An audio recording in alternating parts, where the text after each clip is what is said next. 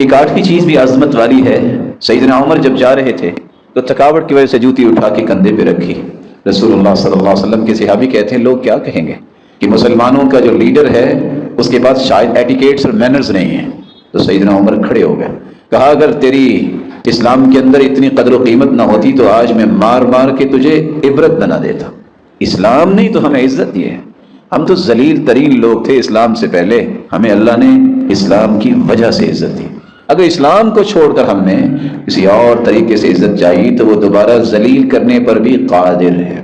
ایک نواں کام جو عظمت والا ہے, جو ہمیں اس مہینے میں دوبارہ سے تجدید عہد کرنی چاہیے, وہ یہ ہے کہ یہ نعمت اسلام کو ہم دنیا میں کیسے پھیلا سکتے ہیں, دعوت کا کام کیسے کر سکتے ہیں, یہ تبلیغ کا کام کیسے کر سکتے ہیں.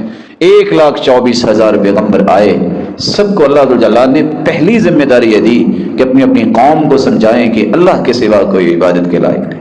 تاریخ یہ بتاتی ہے کہ اللہ کے رسول نے 104 خط لکھے, اگرچہ 105 خطوں کا بھی تذکرہ آتا ہے.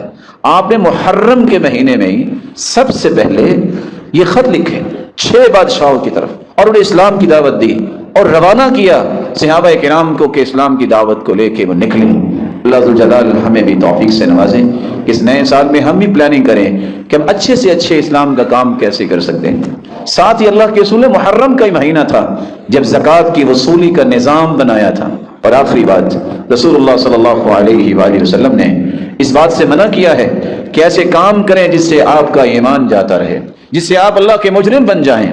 اس مہینے میں الزام تراشیاں بھی ہو رہی ہیں اور ہوں گی. کن ہستیوں کے بارے میں؟